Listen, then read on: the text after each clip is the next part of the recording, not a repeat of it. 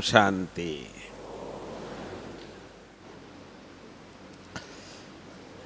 आप सबको देखते हुए मुझे खुशी हो रही है कि जो दादी जी के स्वप्न है वो एक साकार रूप दिखाई दे रहा है।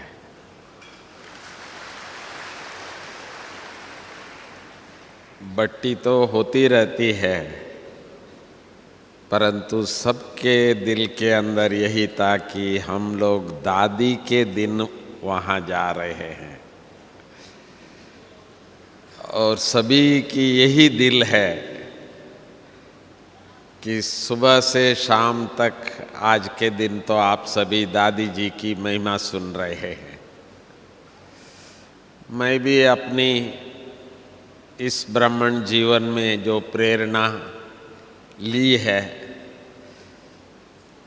बाबा से, मम्मा से, अव्यक्त बाबा से, दीदी से, दादी से, जानकी दादी से, गुलजार दादी से, रतन मोहिनी दादी जी से, परंतु प्रैक्टिकली प्रकाशमणि दादी जी के साथ अंग संग रह कर के जो कर्म करने की, जो सेवा करने की जो सौभाग्य मिला, मैंने क्या देखा और ब्राह्मण जीवन की सफलता की क्या ऐसे गुण, ऐसे शक्ति, ऐसी साधना थी जो दादी में, जो आज सारे विश्व में दादी को याद करते हैं। पहली मेरा अनुभव था, क्योंकि बाबा और मम्मा को देखने के बाद किसी और के तरफ नजर जाना थोड़ा मुश्किल था। तो मुझे साकार बाबा होते हुए मुंबई में 15 दिन का ट्रेनिंग के लिए आना था। तो मैंने बाबा से पूछा, बाबा मैं भोजन कहाँ करूं, क्योंकि मैं इतना नहीं जानता था बॉम्बे में। बाबा ने कहा, अरे कुमार का बच्ची है, वो आपको खाना खिलाएगी। मैंने समझा ठीक है, कोई होंगे। तो जब मैं बम्बई में पहुंचा, अनेक बार मुरली में दादी जी के नाम जरूर कुमार का ऐसे बाबा कहते थे। तो अभी मुझे मिलने की सौभाग्य मिलेगा। जब मैं आया वाटरलू मेंशन सेंटर पे, तो वैसे बहुत देर हो गई थी, 2-3 बज रहा था दिन का। तो दादी जी ने दरवाज़ा खोला तो कहा, आइए भोजन कीजिए।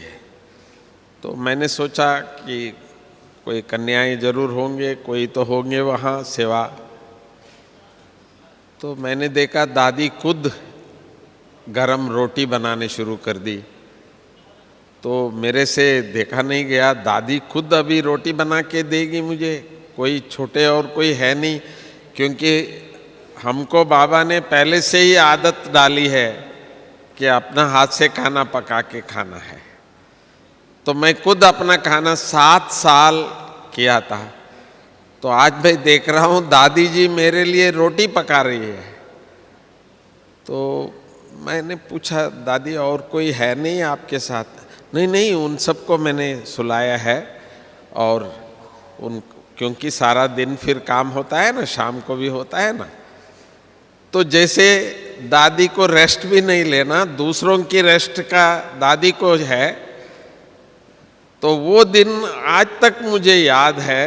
तो देखो दादी की पालना क्या है, खुद का त्याग, और जो साथ रहने वाले वो रेस्ट करे और दादी उठ करके रोटी खिलाए, वो नम्रता, वो त्याग, और हम बच्चों के लिए कितनी वो प्यार करती है, देखती है, पालना देती है, वो पहला अनुभव मुझे आज तक भी मेरे सामने रहे। दादी ने मुझे रोटी बना के खिलाया है। दूसरी दादी जी का अनुभव मुझे हुआ जब बाबा अव्यक्त हुए। सारे विश्व को मालूम था कि प्रकाशमणि दादी जी अभी आगे संभालेंगी, परंतु हम सभी जानते थे कि हमारी दीदी जी थी बाबा के राइट हैंड और बहुत ही लॉफुल है। दादी के सामने तो इतने खुशी खुशी से हंसते हम जाते हैं, परंतु दीदी के सामने बहुत गंभीर रहते थे, जैसे कोई स्ट्रिक्ट टीचर कोई होते हैं तो ऐसा। तो अब दादी को बाबा ने हाथ मिला करके सब कुछ दादी को अधिकार दिया, हम सब जानते हैं, परंतु दादी दीदी दोनों है। दीदी से पूछे बिना दादी ने कुछ नहीं किया। कभी दादी ने ये नहीं सोचा कि भाई मैं हूं, नहीं, दीदी दीदी। तो ये पहला शिक्षा मैंने प्राप्त किया दादी से कि कुछ भी है हम, परंतु हमारे साथ जो है उनके साथ रेस्पेक्टफुली कैसे चलना है, ये हमने दादी जी से सीखा। दूसरी बात, सबका दिल कैसे जीते, क्योंकि दादी छोटी भी थी, दूसरे बहुत दादियां थे, सीनियर दादियां थे, कुछ दादाएं भी थे बाबा के समय के, जैसे हमारे जगदीश भाई थे, बुद्धिवान थे, होशियार थे, बाबा उसको गणेश कहते थे। तो हमको ये होता था कि भाई बाबा ने तो कह दिया कि दादी संभालेगी, तो फिर दादी इन सब का दिल कैसे जीतेगी। तो मैंने देखा दादी का एक रूप मैं कभी भी नहीं बोल सकता हूं, और किसी में भी मैं अभी तक वो जो दादी का दृश्य है वो नहीं। जो नम्रता क्या होता है, दादी का वो पोज जो हाथ जोड़ करके है, चाहे कोई भी हो, कोई भी वीआईपी हो, वो कोई संत हो, राजनेताएं हो या कोई भी ऑफिसर हो, कोई भी हो, पहली बार जब दादी ऐसे मिलती है जैसे बहुत नम्र होके झुकते झुकते दादी ऐसे मिलती, वो सीन मैं कभी नहीं भूल सकता। जो जितने भी बड़े बड़े जो संत जिनका आपने पोज देखी होगी, ये दादी के सामने झुक जाते थे, दादी माँ दादी माँ दादी माँ कहते थे। तो दादी का वो जो स्वरूप, नम्रता का स्वरूप, जो सबके सामने अपने आप को जो झुकते हैं वो दुनिया को झुकाते हैं, ये सीन मैंने दादी से प्रैक्टिकली देखा।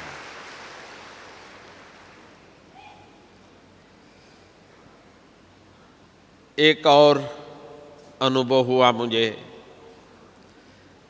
दिल्ली में इंटरनेशनल बहुत बड़ी मेला रामलीला मैदान में करने का तय हुआ था। पहली बार ऐसा इतने बड़े रूप में। मधुबन का भी एक उसमें स्टॉल बनानी थी, वो मुझे निमित्त बनाया गया। तो 3 मास मैंने दिल्ली में रह के वो मेला तैयारी के लिए करते रहे। बहुत बड़े रूप से इंटरनेशनल स्टॉल भी था, सब कुछ थे उसमें, बहुत बड़े। अचानक जब कंप्लीट हो ही रहा था, ऑलमोस्ट हो गया था, तो सूचना मिलती है कि भाई ब्रह्मा कुमारी इसको कहो कि ये खाली करे, रशिया के प्रेसिडेंट आ रहे हैं तो इसको काली करे। तो हम तो सब छोटे थे उस समय पर कि हम सब दादी के तरफ देख रहे हैं, अभी करे क्या। पर दादी बहुत गंभीर और बहुत, जैसे दादी को कोई इसकी असर ही नहीं हुआ है। तो दादी कहती है, बाबा ने हम बच्चों को एक ही मंत्र दिया है, जब भी कभी कोई ऐसी बात होती है, ऐसे विघ्न आता है, तो उससे पार करने की एकमात्र साधन है तो सब योग में बैठ जाओ। तो हम लोग रात दिन काम करके थके हुए और अचानक ऐसी ऑर्डर, तो इतना प्रेशर कि बस अब ट्रैक्टर आएंगे। अभी उस समय पर जैसे ये जेवीसी ये जो कहते हैं सब, तो वो सब आके इसको उखाड़ देंगे, प्राइम मिनिस्टर का ऑर्डर है, और इस तरह की आवाज़ सुनने में। पर दादी कहे नहीं, आप सब बैठ जाओ, तपस्या में बैठ जाओ। हम सब तपस्या में बैठ गए, दादी खुद बैठ गई। तो पूरी रात हम बैठे रहे। तो बाद में मालूम पड़ा कि प्राइम मिनिस्टर ने किसी को कहा कि भाई वहाँ हो क्या रहा है, देख के आओ, वो बताओ। तो उन्होंने बताया पूरी मेला रेडी है और वहाँ भाई बहनें हजारों वहाँ तपस्या में बैठे हैं।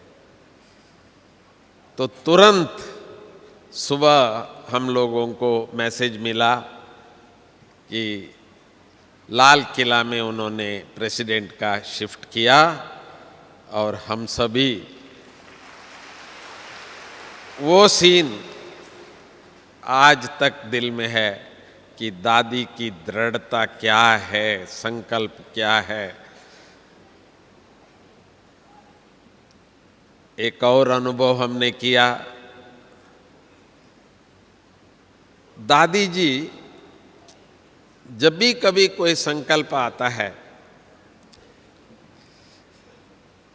सीधा कभी हेड है दादी कह सकती है, पर नहीं। जो भी सुबह दादी से मिलने आएंगे तो दादी उनको बताएंगी कि भाई दादी की ऐसा विचार है, आपको कैसा लगता है। तो ऐसा बोलते बोलते फिर क्लास में भी बोलेगी, तो सभी क्लास वालों को अपने साथ लेंगी। उसके बाद फिर जो भाई बहनें दूर है उनसे भी कंसल्ट करेंगी, उनको भी बताएंगी। तो दादी का ये विश्वास था कि कोई भी कार्य यज्ञ की सफल होना है तो उसका जो शक्ति है वो है सभी ब्राह्मणों का एक संकल्प। तो जब तक सबका एक मत नहीं होता है, एक संकल्प नहीं होता है, तो दादी नहीं करती थी। परंतु इसमें सबसे बड़ा एक संकल्प की सिद्धि मैंने देखा था। तो साल में एक बार मीटिंग होता है हमारे बड़े सीनियर्स भाई बहनों की, लगभग 1,500-2 हज़ार भाई बहनें जो मोस्ट सीनियर्स है यहाँ मधुबन में होता है। तो अचानक दादी के मुख से एक बात निकली कि भाई आज सभी बाबा के महारथी बच्चे बैठे हैं। तो सबके सामने अचानक दादी जी ने एक बात कही, क्या ऐसे हिम्मत वाले बच्चे कोई है जो 1 लाख की सभा एकत्रित करे जहां दादी वहां बाबा का संदेश दे सके।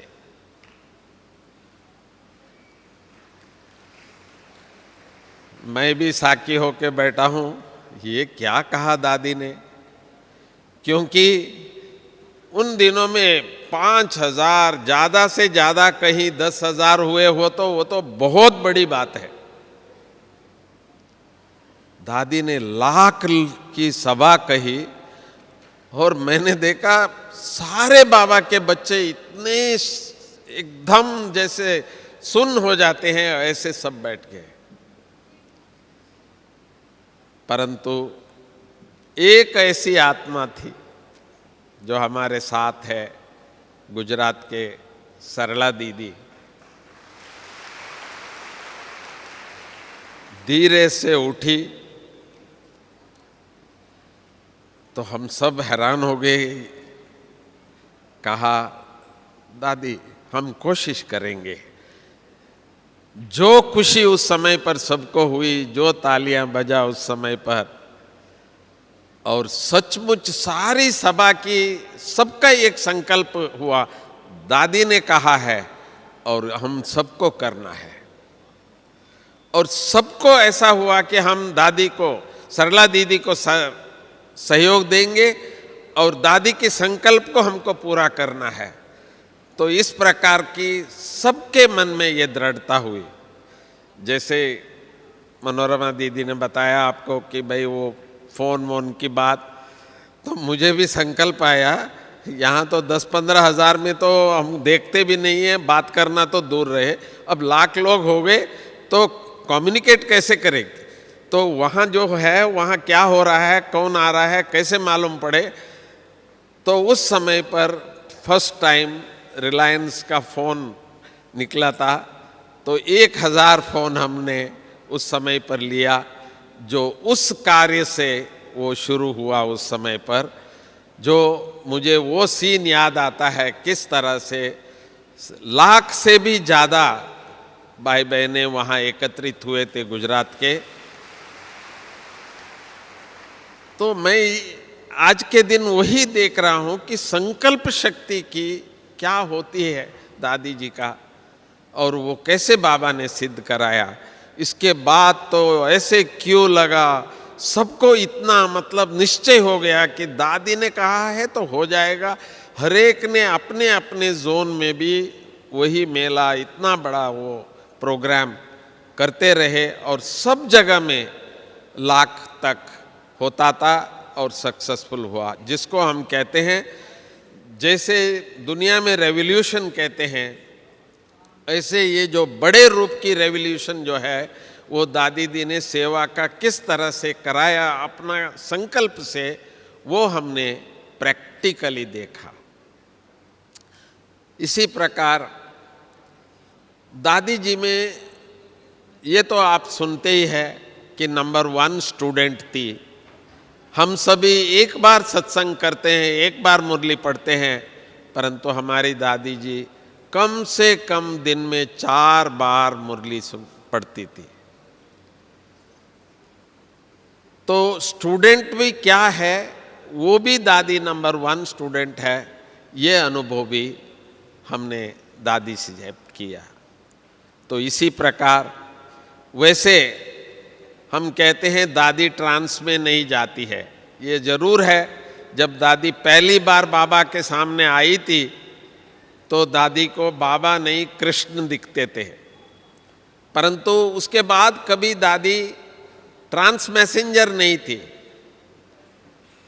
पर हमने देखा है एकमात्र दादी थी जो साकार बाबा के साथ दादी बातें करती थी। हम सबको मालूम था, परंतु जब कभी भी दादी मधुबन से विशेष सेवा के लिए जब बाहर जाती है, तो दादी जी बाबा के कमरे से छुट्टी लेती है, बाबा के कमरे में जाते हैं। हम सब भाई बहनें लाइन पर बाहर खड़े होते थे, दादी जी कब आएंगे और दादी जी बाबा का संदेश सुनाएंगे। सबको मालूम था कि बाबा दादी को संदेश देंगे और दादी जी बाहर आके हमको सुनाएंगे। ये हम सभी मधुबन वालों को मालूम था। ये तो हम सब खड़े होते थे, फिर दादी जी आकर के हमको सुनाते थे, आज बाबा ने मुझे ये कहा, आपको यहाँ जाकर के ये कार्य करना है। तो दादी प्रैक्टिकली कैसे बाबा से कनेक्शन था, भले अव्यक्त होने के बाद भी बाबा के साथ डायरेक्ट कनेक्शन जो देखा है मैंने, वो प्रैक्टिकली कुमार का दादी जी की थी। तो इस प्रकार दादी जी की विशेषता है कि भले बाबा अव्यक्त हुए पर दादी के साथ सदा बाबा है, ये हमने अनुभव किया था।